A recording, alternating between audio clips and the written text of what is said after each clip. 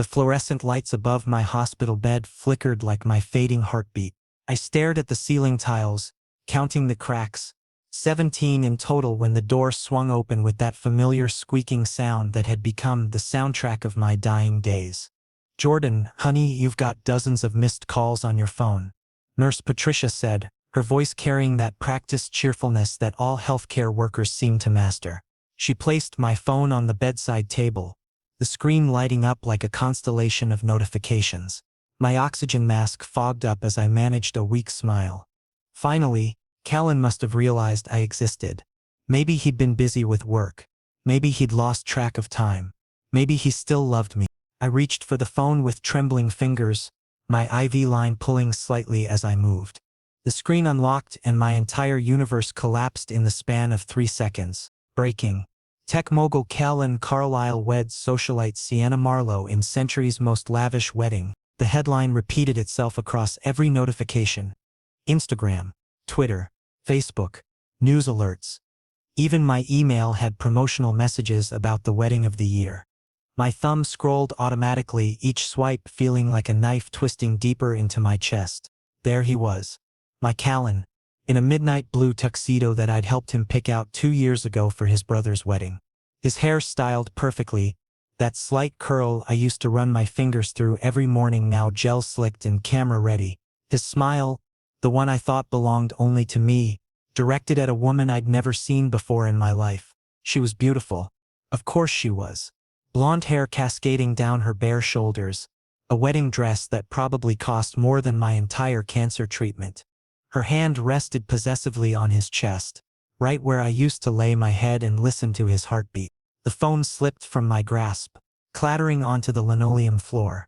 "Jordan, are you okay?" Patricia rushed over, but I couldn't form words. My chest wasn't hurting from the cancer. I'd grown numb to that pain months ago. This was different. This was the kind of pain that made you understand why people said heartbreak could kill you. "I'm fine," I whispered, though my voice cracked on both words. Betraying the lie. Callan Carlisle. The man I'd given up everything for. The man I'd left my family for when they couldn't accept that their son loved another man. The man I'd moved across the country with, living in that cramped studio apartment in Brooklyn where the radiator never worked and we survived on instant ramen and dreams. We'd made promises. On that rooftop at 2 a.m. when he'd kissed me under the stars and said he'd never love anyone else. When he'd traced the word forever on my palm with his fingertip. When he'd held me through my first chemotherapy session, whispering that we'd get through this together. What a joke. Patricia retrieved my phone and set it on the table, screen down as if that would somehow erase what I'd seen. But images burned into your brain don't care about screen orientation. My phone vibrated. Once, twice, 3 times. I didn't want to look, but my body moved on autopilot. Training your heart to stop hoping is harder than people think. Callan, Jordan. I'm so sorry, I had no choice. Please understand. Callan. The doctors said you were stable. I thought I had time. Callan. I never stopped thinking about you. Not for 1 second. Had no choice. I'd chosen him every single day for 6 years. I'd chosen him over my parents, over my career opportunities, over moving to California for that dream job. I'd chosen him when the doctor diagnosed me with stage 3 lymphoma and he'd promised that he'd be there through it all. My fingers hovered over the keyboard. I wanted to type something devastating, something that would make him feel even a fraction of what I was feeling. But what could I possibly say that would matter? He was married now, probably cutting into a 5-tier cake right now. Probably doing that stupid tradition where they feed each other and everyone laughs and takes pictures. I deleted the message draft without sending it. The oxygen mask felt suffocating. I adjusted it, but my breathing remained shallow. The heart monitor started beeping faster, erratic lines dancing across the screen like they were mocking my pain. "Jordan, you need to calm down. Your vitals are spiking." Patricia pressed the call button, her professional mask slipping just enough for me to see genuine worry. "Dr. Matthews is coming. Just breathe, honey. In and out." But how do you breathe when the person who taught you how to live has just married someone else? Dr. Matthews arrived, all business in his white coat. He checked my monitors, shining that little flashlight in my eyes while asking me questions I barely registered. All I could think about was Callan's hand on her waist in that photo. The way he smiled at her. Did he ever smile at me like that? Your stress levels are dangerously high, Jordan, Dr. Matthews said, his tone shifting from clinical to concerned. I know you're going through something, but you need to understand your immune system is already compromised.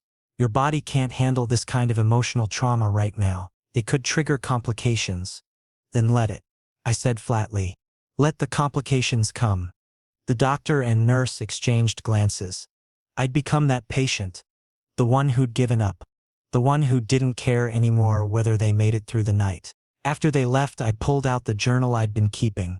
My therapist had suggested it. Write down your feelings, Jordan. It helps process the trauma. But how do you process betrayal? How do you write about the moment you realize you were never as important as you thought?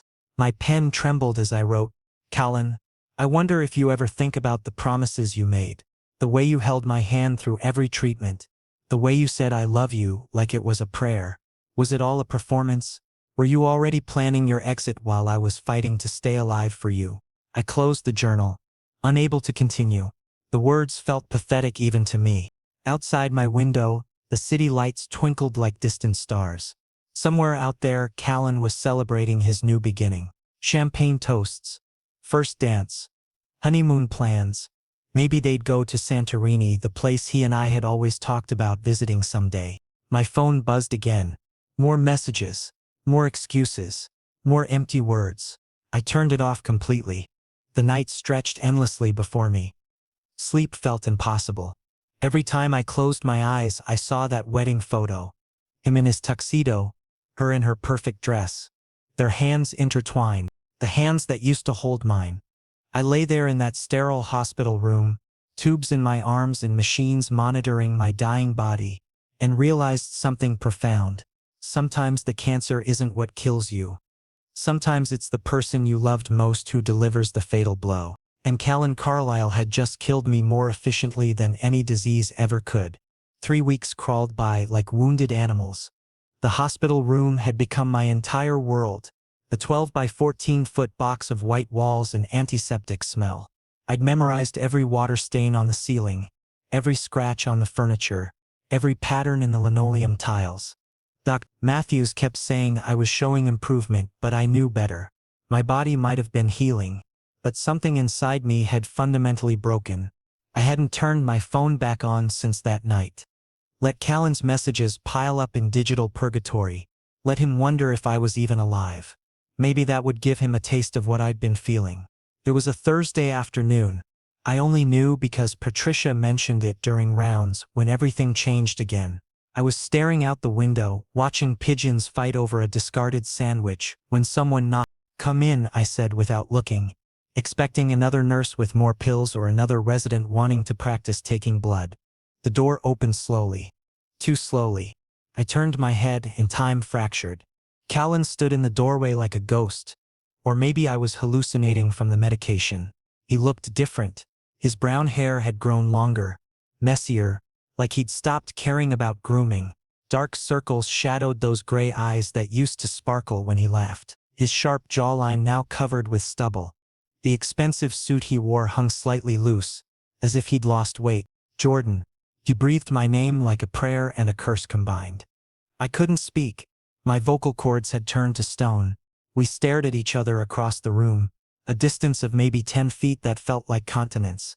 He took a hesitant step forward. God. Jordan, I've been trying to reach you for weeks. Your phone's been off and the hospital wouldn't tell me anything because I'm not your emergency contact anymore and why are you here? My voice came out colder than I knew I was capable of. Arctic. Lethal. He flinched like I'd slapped him. Because I needed to see you. To talk to you. To make you understand what? I sat up straighter, ignoring the pull of my IV. Help me understand how you married someone else while I was lying here wondering if I'd live to see tomorrow. Jordan. Please? Was the wedding nice? I continued, my tone conversational despite the venom underneath. Did you cry during the vows? Did you mean it when you said till death do us part? Or was that just another lie like all the others? Stop, his voice cracked. He moved closer, each step deliberate, like approaching a wounded animal. Don't do this. Don't do what? Don't be hurt. Don't be angry. Should I be happy for you, Callan? Should I send a gift? I hear Target has great wedding registries. I didn't want to marry her. The words exploded out of him, echoing off the sterile walls. His hands clenched into fists at his sides. Do you think I wanted any of this? Do you think I wanted to stand at that altar and say vows to someone who isn't you? I laughed. Actually laughed. The sound was bitter and broken. Could have fooled me. Those wedding photos looked pretty convincing. Those photos are lies, he said, his voice dropping to something raw and desperate. Every smile was fake. Every moment was torture. I was dying inside, Jordan. I still am. Well, welcome to the club. I shot back.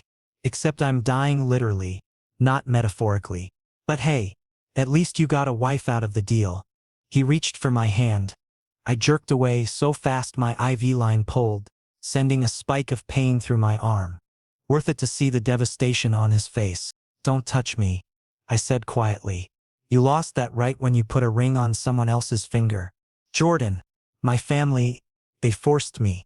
The company was failing and Sienna's father offered to save it, but only if I married her. It was business. Just business. Just business? I repeated incredulously. You sold yourself like a commodity? And you didn't think to tell me? To ask me? To give me any choice in watching my entire life fall apart? You were sick, he said desperately. You were so sick, Jordan. I couldn't burden you with my problems when you were fighting just to breathe. So you made the decision to destroy us without even consulting me. My voice rose despite my weakness. You decided I was too fragile to handle the truth but strong enough to handle seeing wedding photos all over social media? He closed his eyes, tears finally spilling down his cheeks. I'd seen Callan cry maybe 3 times in 6 years. Once when his grandmother died. Once during a particularly emotional movie. Once when I got my diagnosis and he'd locked himself in the bathroom, thinking I couldn't hear him sobbing. I thought I was protecting you, he whispered. You thought wrong. Silence filled the room like toxic gas. The machines beeped. The ventilation system hummed. Somewhere down the hall, someone laughed, a sound so foreign it seemed obscene. Does she know? I asked suddenly. Your wife. Does she know about me? He nodded slowly. Yes, she knows everything. And she was okay with it? With marrying a man in love with someone else? It's complicated. It's really not, I interrupted. Either you love me or you don't. Either you chose me or you didn't. And the evidence speaks pretty clearly about which one happened. I've never stopped loving you, he said fiercely. And for the first time he closed the distance between us completely, standing right beside my bed. Not for 1 second. Not one day. Jordan, you're the only person I've ever truly loved. The only person who's ever mattered. Then why does she get to wake up next to you every morning while I wake up to machines keeping me alive? He had no answer for that. Of course he didn't. Because there was no good answer. No explanation that could make this okay. I need you to leave, I said, my energy depleting rapidly. This conversation was costing me physically in ways he couldn't understand. I need you to walk out that door and go back to your wife and your new life. No. He grabbed the bed rail, knuckles white. I'm not leaving you again. I can't. You don't get to decide that anymore. I turned away from him, facing the window again. You made your choice. Now live with it. Jordan, get out, Callan. My voice was barely above a whisper now, but somehow more powerful for it. If you ever loved me, you'll leave right now and never come back. I heard him choke on a sob, heard his footsteps slow, reluctant, moving toward the door, heard the door handle turn. Then his voice, broken and small. Loving you wasn't a choice, Jordan. It's the only real thing I've ever known. And I'll regret every decision that led us here for the rest of my life. The door clicked shut. Only then did I let myself cry. 2 days after Callan's visit, I'd convinced myself that closure had arrived. That chapter of my life was over. I'd survive the cancer or I wouldn't. But either way, Callan Carlisle would remain in my past where he belonged. The universe, apparently, had other plans. I was dozing, the medication made everything fuzzy around the edges when I sensed someone in my room. Not heard. Sensed. That primal awareness of another presence. My eyes opened to find a woman sitting in the visitor's chair. Not Patricia. Not Dr. Matthews. Not anyone in scrubs. Sienna Marlowe. Or Sienna Carlisle now, I supposed. Mrs. Callan Carlisle. She didn't look like her wedding photos. No makeup, hair pulled back in a simple ponytail. She wore jeans and an oversized sweater that looked comfortable rather than fashionable. Her green eyes were studying me with an intensity that made me uncomfortable. "You're Jordan," she said. Not a question. A statement of fact. "And you're the wife," I replied, my defenses immediately raising. "Here to stake your claim? Tell me to stay away from your husband, because trust me, that's already handled." A sad smile crossed her face. "You think I'm the enemy, aren't you?" "No." She shifted in the chair, crossing her legs. "I'm probably the only person in this mess who's actually on your side." That caught me off guard. "I don't understand. Can I be honest with you?" She didn't wait for my answer. "When Callan proposed to me, and I used that term loosely because it was more of a business transaction than a proposal, the first thing he did was show me a picture of you." I blinked. "What?" He said, "I need you to understand something. I'm in love with someone else. I'll always be in love with someone else. If you agree to this marriage, you're agreeing to be second choice. Always." She laughed, but there was no humor in it. Most women would have been insulted. I was relieved. "Relieved?" I echoed, completely lost. Sienna leaned forward, elbows on her knees. "Jordan, I'm gay." The monitor beside me beeped faster as my heart rate spiked from pure shock. "My father is a conservative politician with presidential aspirations," she continued. "He's built his entire career on traditional family values and all that heteronormative nonsense. When I came out to him at 16, he sent me to conversion therapy. When that didn't fix me, he threatened to disown me entirely unless I agreed to eventually marry a suitable man for the cameras." I didn't know what to say. This woman, this stranger, was peeling back layers of her life like she was confessing to a priest. Callan's family needed money. Mine needed legitimacy. We made a deal. She pulled out her phone, swiping through it before handing it to me. "Read the contract." I took the phone with trembling hands. It was a legal document, dense with terminology, but certain phrases jumped out. Marriage in name only. Separate residences permitted after 1 year. No expectation of romantic or physical relationship. Dissolution after 5 years mutually agreed upon. And then I saw it, buried in the financial clauses. Marlowe Enterprises agrees to fund all medical expenses related to Jordan Pierce's cancer treatment, including but not limited to chemotherapy, radiation, experimental treatments, and hospitalization costs. Amount not to exceed $2,000. The phone slipped from my numb fingers. "He sold himself," I whispered. "To save me." "He loves you," Sienna said simply. "More than I've ever seen anyone love another person. Do you know what he does every night? He sits in his study. We have separate wings of the house, by the way, and he looks at photos of you. Sometimes he calls your voicemail just to hear your voice on the recording. He's barely eaten in 3 weeks.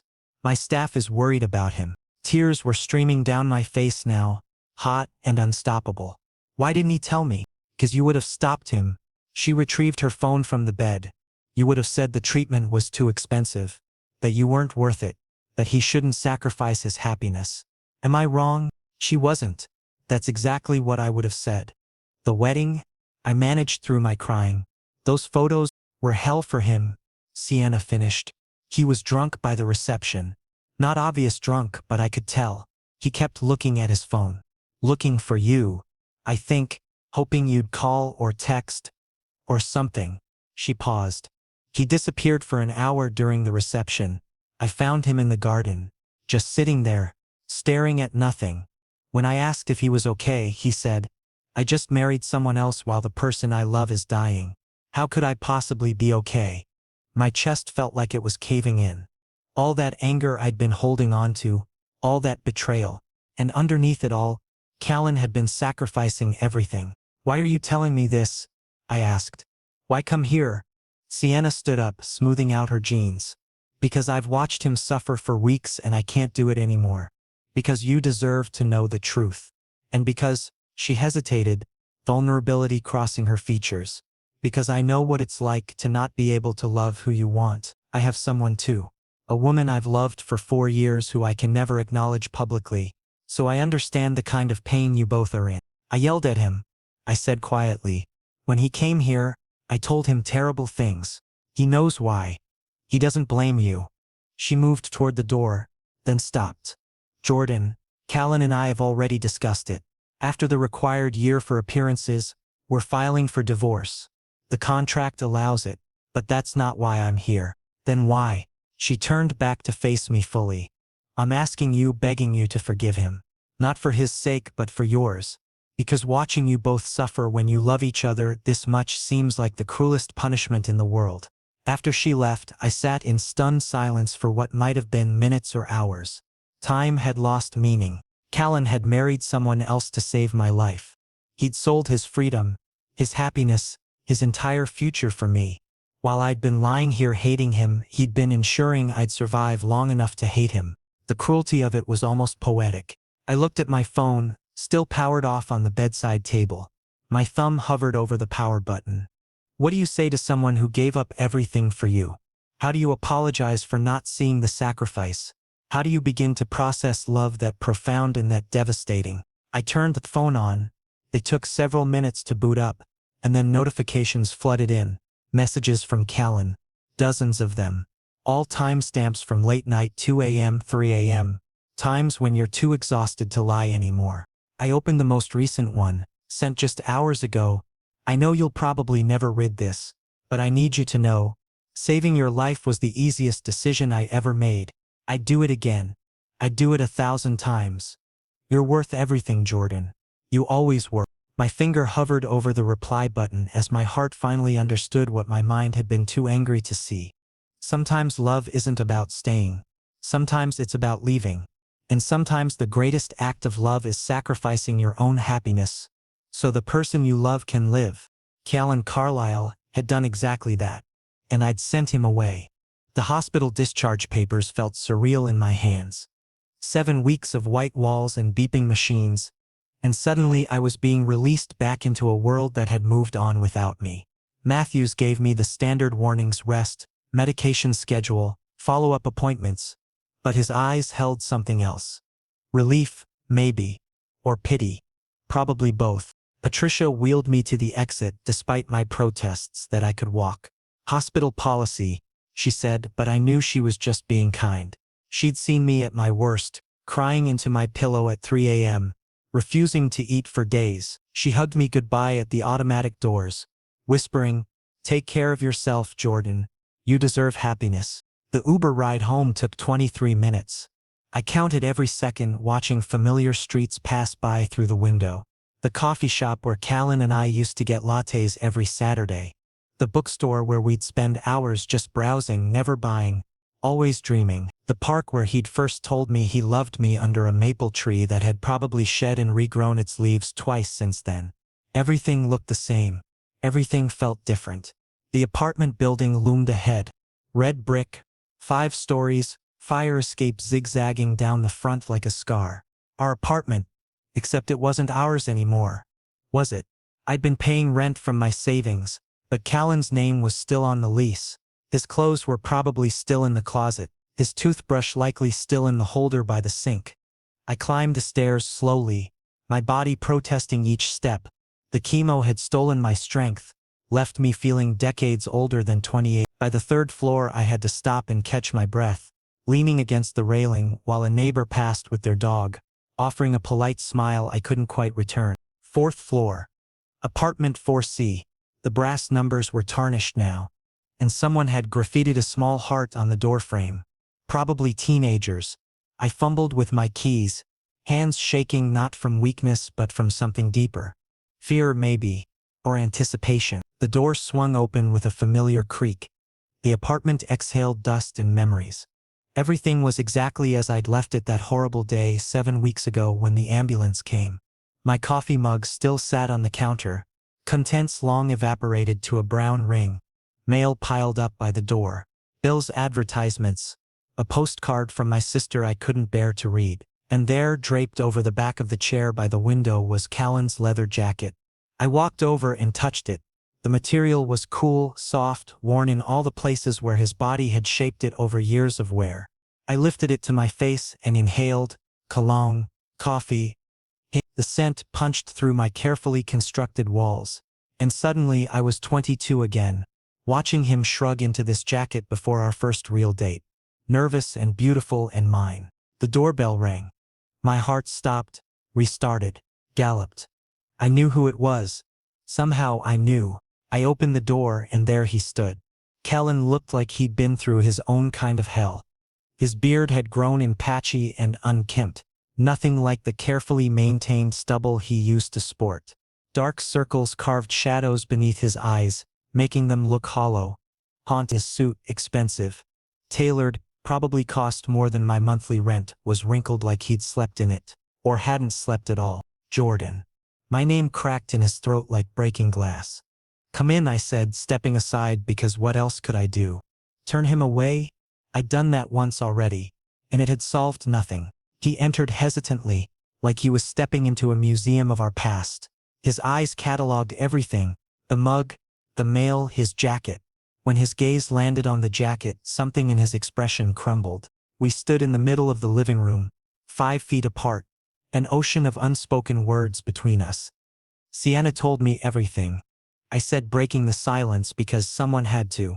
About the contract, the medical bills, why you really married her. Callan's eyes closed, his jaw clenching. I wanted to tell you myself. I tried to find the right words, the right moment. But there's no good way to say I sold my freedom to keep you alive. You saved me. The words felt inadequate. You gave up your entire life so I could keep mine. Your life isn't something to give up for, Jordan. It's everything. Tears tracked down his cheeks, disappearing into his beard.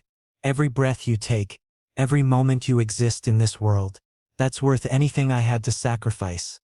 I'd do it again without hesitation. I'd do it 1,000 times. I moved toward him, my body making the decision my mind was still processing. First time in 3 months I'd been this close to him. I could see the new lines around his eyes, the gray hair starting at his temples.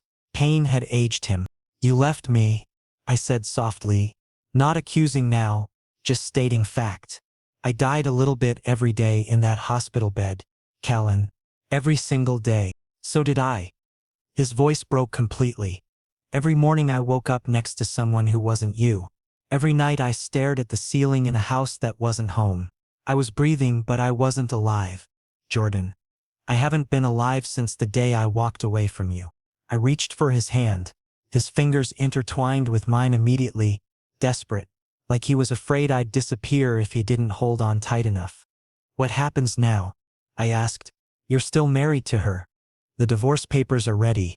He squeezed my hand. Sienna's been more than understanding. She wants this as much as I do.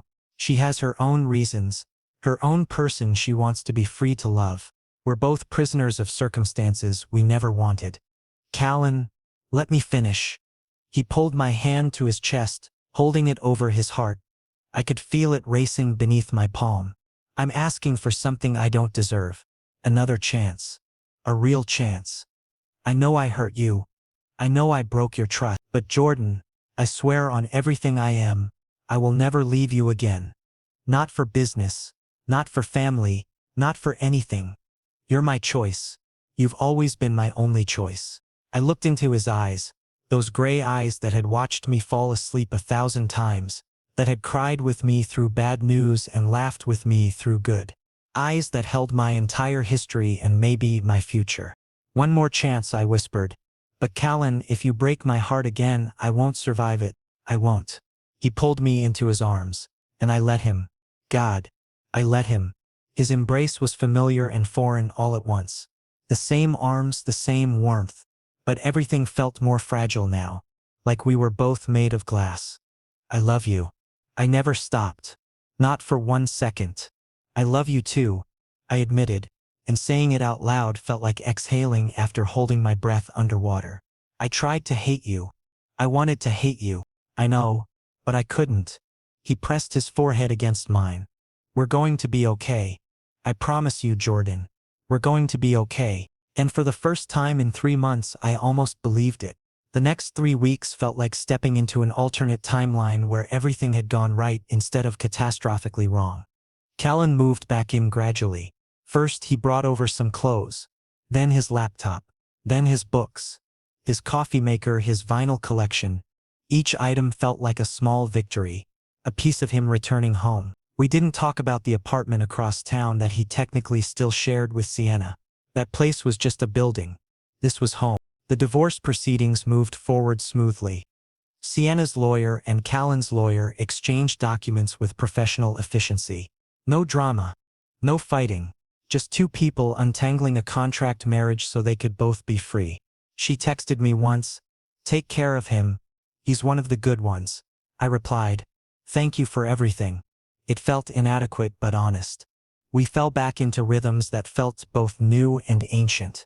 Morning coffee, except now Callan made it because I was still regaining my strength. Late night conversations on the couch, my head in his lap while he played with my hair. Sunday breakfasts that turned into Sunday afternoons because neither of us wanted to leave bed. Lazy kisses, gentle touches, relearning each other's bodies and boundaries. The cancer had changed me physically. I was thinner, weaker, scarred in places. The first time Callan saw the port catheter scar on my chest, he cried. He traced it with his fingertips like it was something precious rather than a mark of trauma. "You fought so hard," he whispered. "You're the strongest person I've ever known." My follow-up appointments were good. Clear scans, blood work improving. Dr. Matthews used words like remission and excellent prognosis. Each positive result felt like exhaling after holding my breath. Callan came to every appointment holding my hand in the waiting room, asking the doctor questions I was too afraid to voice. One evening, we sat on the fire escape outside our bedroom window, something we used to do before everything fell apart. The city spread out below us, lights flickering like earthbound stars. October air carried the first real chill of autumn. "I missed this," Callan said, his arm around my shoulders. "Just sitting with you, not talking. Just being." "Me too." I leaned into him, soaking up his warmth. "Jordan, I've been thinking." He paused, choosing his words carefully. "When the divorce is final, and I mean completely final, all the paperwork done, I want us to start fresh. Really fresh. Maybe take a trip somewhere. Maybe look for a bigger apartment." Maybe he stopped himself. Maybe what? He turned to look at me, and something in his expression made my breath catch.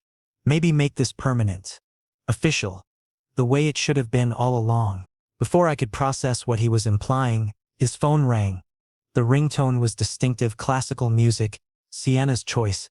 Callan had never bothered changing it. His face went from soft to confused as he looked at the screen. "It's her mother," he said, puzzled. "Mrs. Marlowe. She never calls me." "Answer it," I said, though unease prickled at the base of my spine. He accepted the call. "Hello? Mrs. Marlowe?" I watched his face transform. Confusion shifted to shock, shock to horror. His hand tightened on the phone, knuckles going white. "What? When did this? How is that even?" He stood abruptly, pacing the narrow fire escape. "Which hospital?" "I'll be there immediately." "Yes. Yes. I understand. I'm coming now." He ended the call and for a moment just stared at the phone in his hand like it was a foreign object. "Callan?" My voice was small. "What happened?" "Sienna." He looked at me and I'd never seen him so pale. "She was in a car accident. A bad one. They're saying," his voice broke. "They're saying she might not make it through the night." The world tilted sideways. "What?" "Head-on collision. Drunk driver. She's in surgery now, but they don't know if she'll." He couldn't finish the sentence. I stood up despite my shaking legs. "You need to go, Jordan. She's your wife, Callan. Legally you're still married. She needs you there." I grabbed his jacket from inside, thrust it into his hands. "Go. Now." "But you just got home from the hospital yourself." "I don't want to leave you alone." "I'll be fine." I wasn't sure if I was lying or not. "Sienna might not be." "Go." He kissed me quick, desperate, tasting of coffee and fear. "I'll call you as soon as I know anything. I love you." "I love you too. Now go." He left, and I was alone in the apartment that had just started feeling like home again. I went inside, closed the window, and sat on the couch in the dark.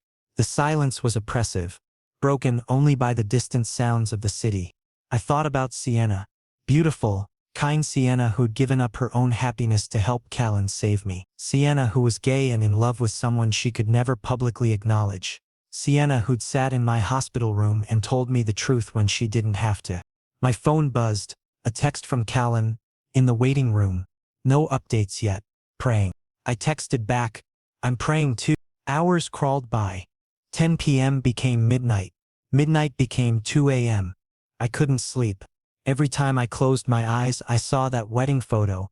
Sienna in her white dress, smiling for the cameras while dying inside. Had she been thinking about her girlfriend when that photo was taken? Had she been counting down the days until she could be free? At 3:47 a.m. my phone rang. Callan's name lit up the screen. I answered immediately.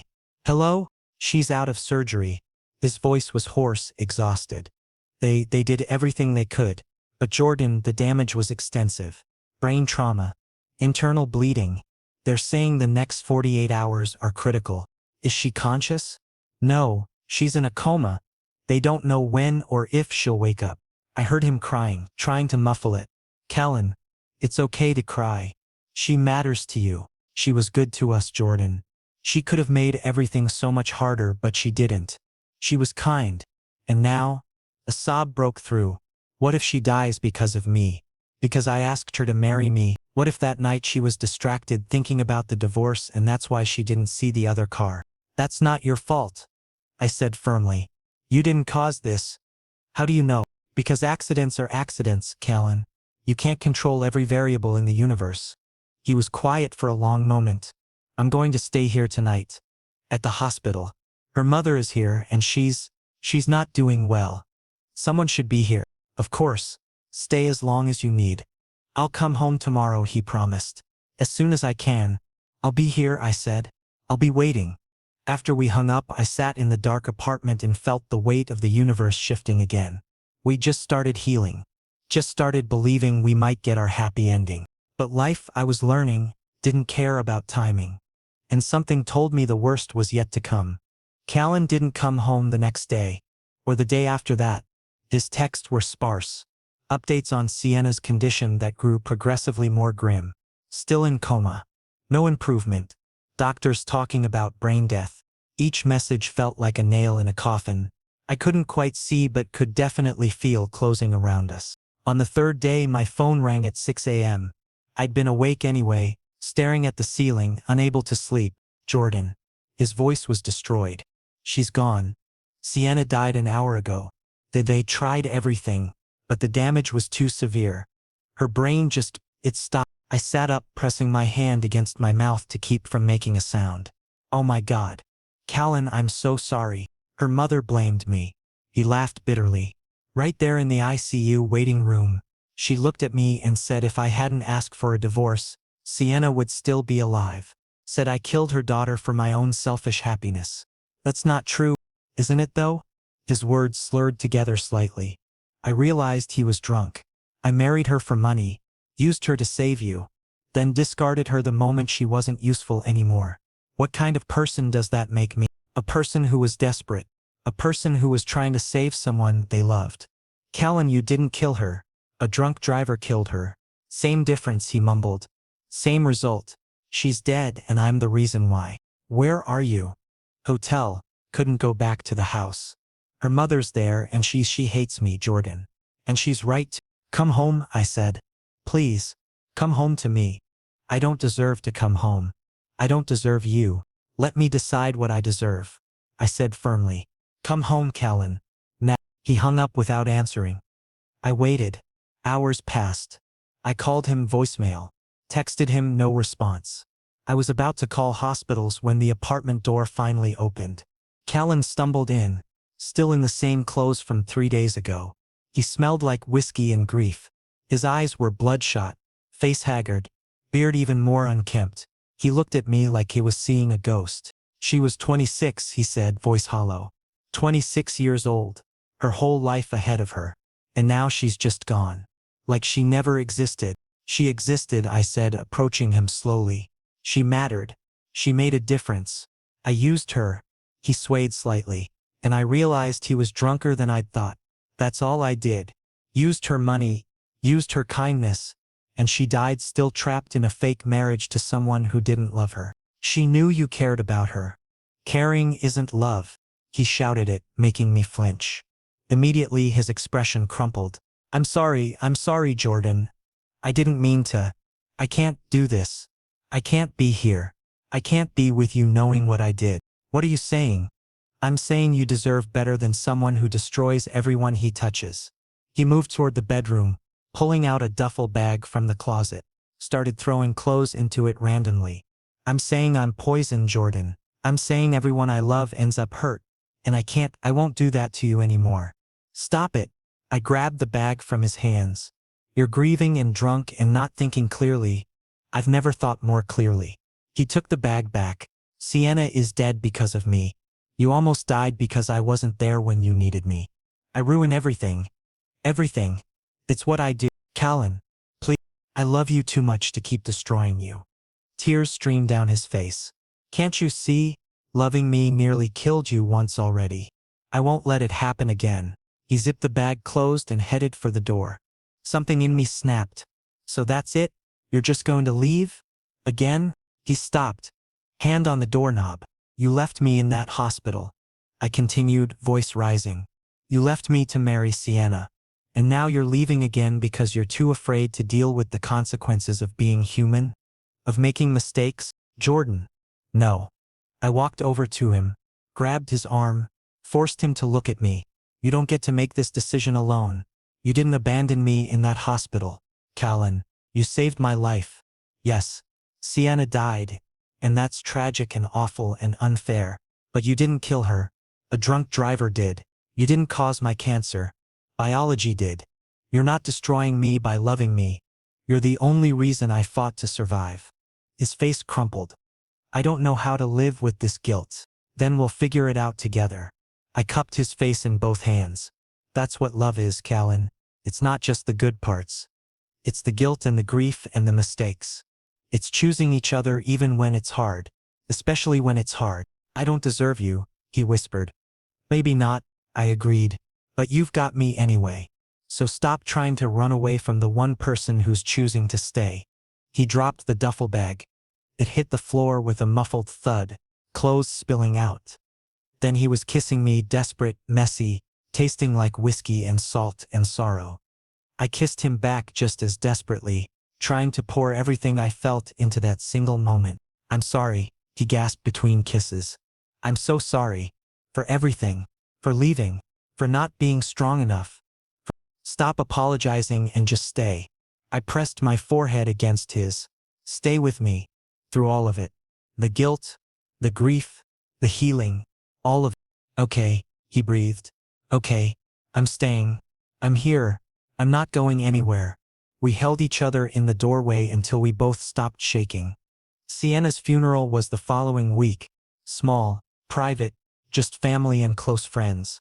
Her mother didn't speak to us, but she didn't ask us to leave either. I watched Callan stand at her grave, watched him lay flowers on her casket, watched him silently ask for forgiveness he might never feel he received. After, in the car, he turned to me. I want to create a scholarship in her name for LGBTQ students pursuing business degrees. Something that would have meant something to her. Something that keeps her memory alive in a way that matters. That's beautiful, I said. It's not enough, he said, but it's a start. We drove home in comfortable silence. When we got back to the apartment, he took my hand. I meant what I said before. About starting fresh. About making this permanent. We don't have to rush. I'm not rushing. I'm done waiting. He pulled a small box from his jacket pocket. Simple. Elegant. I bought this 2 years ago. Before you got sick. Before everything fell apart. I was going to propose at that Italian restaurant you love. But then life happened. He opened the box. 2 simple silver bands nestled in velvets. Marry me, Jordan. Not because of contracts or business deals or anything except this. I love you. I choose you. I want to spend whatever time we have left on this earth, choosing you every single day. I looked at the rings, at his face, at our reflection in the window behind him. 2 people who'd been through hell and somehow found each other on the other side. Yes, I said. Yes, I'll marry you. He slipped the ring on my finger and I slipped the other on his. And finally we could start healing. Together.